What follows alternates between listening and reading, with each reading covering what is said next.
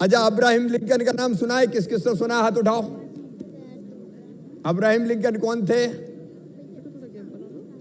America के राष्ट्रपति थे एक जमाने में, अमेरिका के राष्ट्रपति।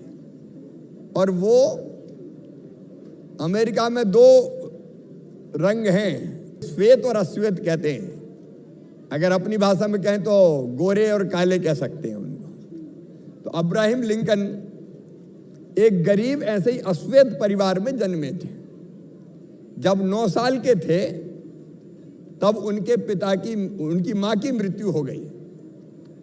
उनके पिता किसान थे, बहुत गरीबी में पले और बड़े अब्राहम लिंकन।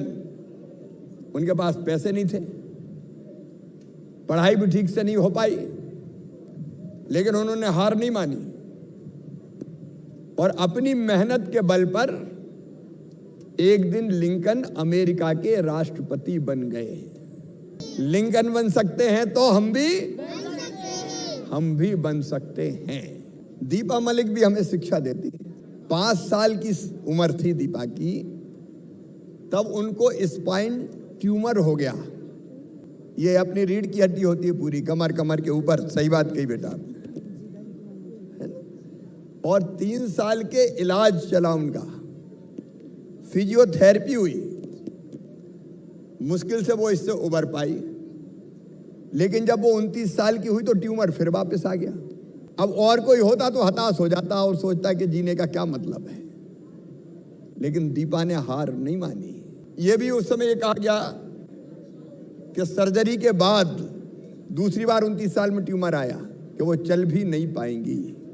उम्मीद नहीं खोई और एथलीट बनने का फैसला किया।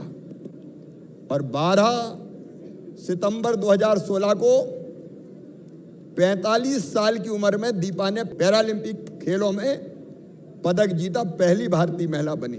फिर उनको अर्जुन पुरस्कार मिला और मेजर ध्यानचंद खेल रत्न पुरस्कार भी मिला।